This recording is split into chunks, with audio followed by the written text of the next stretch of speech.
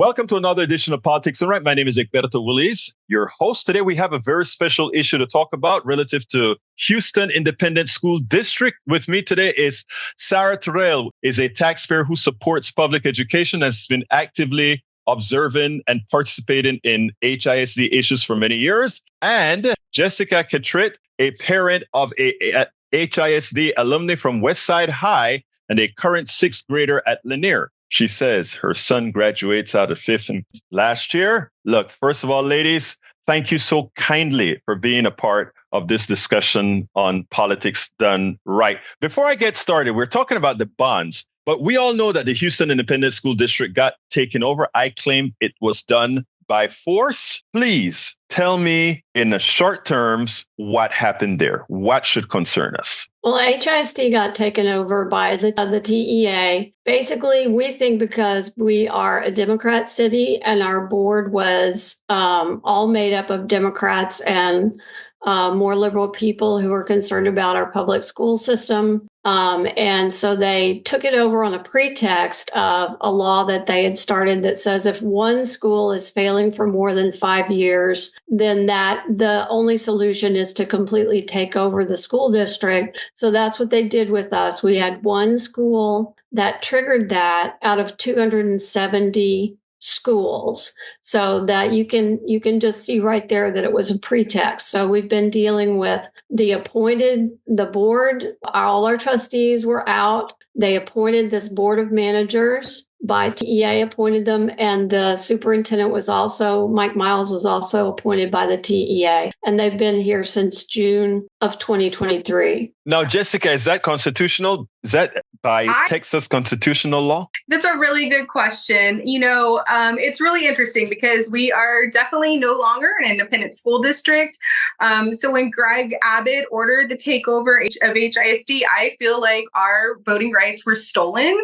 I personally voted for Elizabeth Santos. I voted for her to represent me on the school board, and she won that election. In fact, she won twice. Yet, under this takeover, she was removed and replaced by her opponent, Jeanette Garza Linder, who lost the election. So I very much feel like our votes have been stolen from us. Which I think is a pretty good assessment. Anyway, let's start talking about the bond. Why don't you start, Sarah, and tell me your thoughts. I have deep concerns about this bond. It's humongous. It's $4.4 billion. It's the largest one that's ever been suggested in Texas. Our last bond in 2012 was only $1.8 billion. So this is more than twice that amount. It actually will cost $9 billion with interest over time, and it will take 30 years to pay it off. And what this giant bond does to a district like HISD is it sucks up the borrowing capacity for many, many years. Normally, you try to do bonds every so often, but if you've used up all your borrowing capacity, then you can't do that as needs arise or as you try to rotate who's going to benefit from the next project. So I want to also point out that some of the costs in this thing are just really inflated, and what we're getting for the $4.4 billion just doesn't seem like a lot. It's supposed to be directed at elementary and middle schools. We have 160 elementaries and about 39 middles.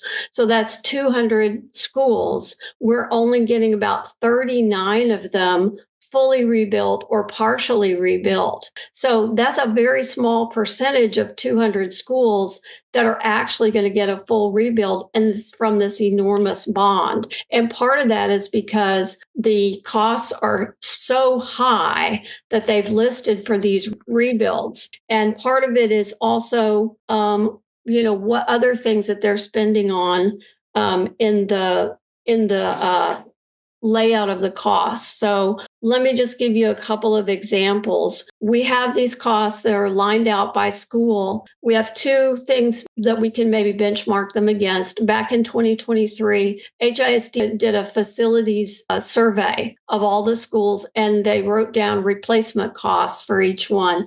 Now, those are they seem a little bit low to me, but they're not completely out of the question. And the other benchmark we can use is with Alvin ISD, which is also doing a bond this November, and they have both elementary and one middle school on their bond proposal. So, for instance, we will be investing. We have a middle school called Frank Black Middle School. We're going to rebuild it completely for $178 million. The replacement cost estimated 2 years ago, 1.5 years ago, was where's it? I forget. It was like 80 million. There it is. It's on my notes. It's 80 million. Alvin Independent School District is proposing to build a middle school for 88 million. So you see that replacement cost and Alvin's costs are in the same league, but they're nowhere near this 178 million that Miles says he needs to rebuild that middle school. And other middle schools that are getting fully rebuilt, like Hamilton and Revere, very similar issues with those costs. And just to give you, like, for instance, Hamilton is 144 million, and Revere is 162. And again, Alvin's going to do a similar school for 88 million. And all these costs are without land. I don't want anyone to think, oh, Houston land costs more. These are not including because land. The land is already there. And Alvin put the land in a separate part of their bond. So these are just construction costs. A couple of elementaries. The elementaries follow the same pattern. We have a school called Durham Elementary. It's going to get completely rebuilt. It's going to cost $82 million. Its replacement cost was previously estimated as $20 million, which seems too low, but Alvin is doing 3 elementary schools for about $45 million each. So you got Mike Miles saying, I need $82 million for my elementary. And Alvin says they can do it for $45 half million. The cost. Yeah. A little more than half. And we have other elementaries that follow that same pattern. Botum Elementary is going to cost $121 million. And it's going to be a larger school than Durham. Durham is 82. But again, I want to tie something in, because I think that is money coming into the system, to his system. I know there's probably no correlation between this bond and the trouble that he got into for having money transferred to Colorado. But I bet that given there is no oversight, why don't you tell me a little bit about that? Given that there's no oversight, we don't know if there would be some mechanism used to take this bond money and move it around these other private charter schools that this guy deals with. Well, I think it's not. Here's how the mechanism for that would work. In addition to the very few full rebuilds we're going to get out of this deal, every single school in the entire district is going to get a minimum of new HVAC, improved security, and lead abatement. We have schools that are like 38% utilized. We're going to be building we're going to spend $1 billion on 39 schools that have less than 50% utilization. We have another $500 million we're going to spend on schools with less than 75% utilization. So that means we're going to close schools eventually. But first, we're going to fix them up. So Is that going to be a gift to the charter school industry? Yes, that's exactly what it is. Very possibly. Or the private schools. If the voucher bill passes and we get every state that's had a voucher bill pass, they've had just private schools that charge exactly the voucher amount for their tuition springing up all over the place. And these schools, which are now up to code and somewhat revitalized, are going to be perfect for charters and privates to move into. So that's how you're going to move the money out of the public sector and potentially into the private sector. And companies like his charter school system can manage them. Jessica, give me your thoughts. Yeah, well, this is really a good topic. I am voting no on this bond. I've never voted no on a school bond before. And, all of us who are out here speaking out against it, we're all people who strongly believe in public education and would always vote for one. But there is just no trust in this administration. I mean, you brought up that he's being investigated for taking our public money, school money, and funneling it to Colorado. But there's a lot of other things that have happened as well. And honestly, there's nobody who's going to be stopping Mike Miles from doing whatever he wants. I don't think we established who Mike Miles was. So tell us who Mike Miles is. Yeah. So he is the state appointed superintendent of HISD that was appointed by Morales. And so he is here transforming our district into his vision. But there's a lot of problems with his vision. It is not research backed. All of our teachers are telling us that the methods that he's instituting have no research backing, and they're in fact harmful to our kids. He has a very checkered history. He was a superintendent in Dallas. They fired him and got rid of him. And now we're here, then he was this charter school network.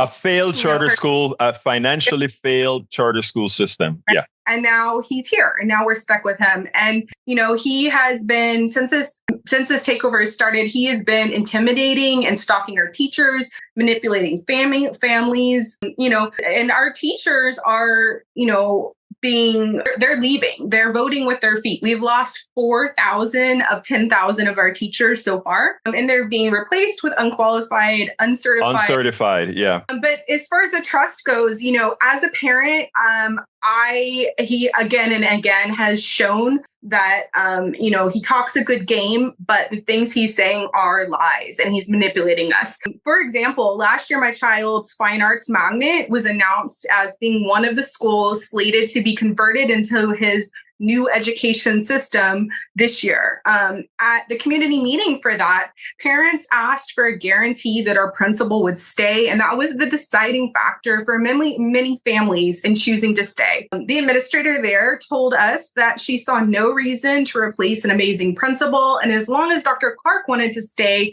they wanted her leading our school. Well, after school choice, the deadline closed and families could no longer apply to transfer their kids out. They fired her.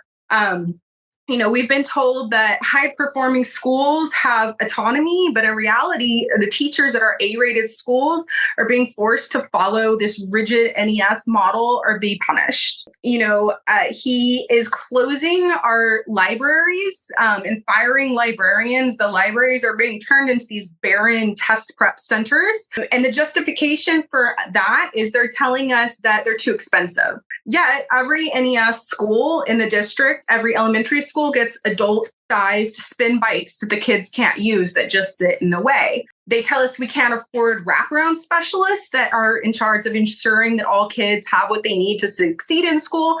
But Miles was able to introduce himself to the district with a $400,000 musical starring himself in mocking the community. We had a child that died in a hot gym in the first week of school, and there was no functioning AED on site during that incident.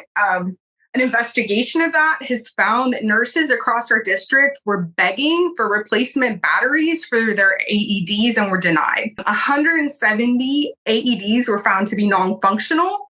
And also the people responsible for maintaining our HVAC systems, they were also cut because of budget reasons. So, I don't trust this administration because they lie to us over and over, and they make terrible judgments.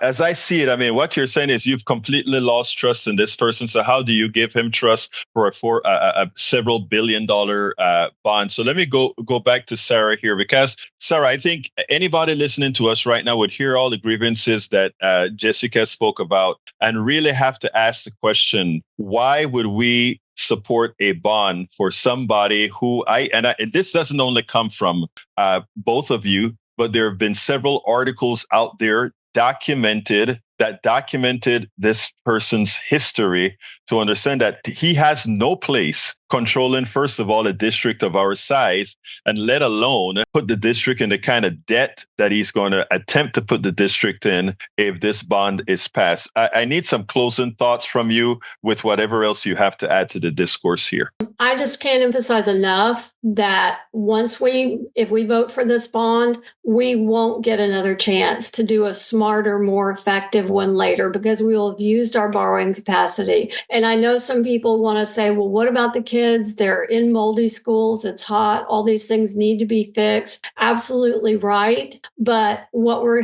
being faced with here is an all or nothing proposition. And I find it quite coercive. And there's no reason why HISD cannot come back to us as early as next May's election dates with a much better, more sensible bond with a smaller footprint. So I view my vote no as number one, a referendum of no on this entire takeover and Mike Miles' performance and his puppet board of managers, as well as a negotiation. So you say you want $4.4 billion. I say no, that's too much. And I also want to say something about the permanence of Mike Miles. What he's trying to do here is leave his physical imprint on us in a forever way, like a toxic forever chemical. So all of these schools, I'm sure, will be built without libraries because, as we all know, he takes the libraries out of his NES schools and turns them into study halls. So our new schools will not have libraries. And then in addition, one of the most expensive things on this whole deal is 3 career technical education centers that are essentially fancy new high schools. And our high schools are already only 84% filled on average. And we rebuilt them all with the 2012 bond money. So it is definitely a boondoggle. And I think that's why the Republican Party of Harris County knows it, and they recommended a no vote. And the Democratic Party of Harris County has recommended a no vote as well. And many organizations are doing the same. So we hope that people will stand up for their rights here in Houston and send that message with that no vote. I want to expand on something before we go, because you all have laid out quite a bit. First of all, I think Jessica has done a great job of laying out that the person who leads this organization, the HISD, Miles, cannot be trusted, number one. Number two, you've laid out that most of these buildings being built would be overpriced, cost a whole lot more than other similar size campuses have been, buildings have been done with, which points out that where is that extra money, or why is it costing that much? And third, if this is a person that has been trustworthy, whose word could not have been trusted to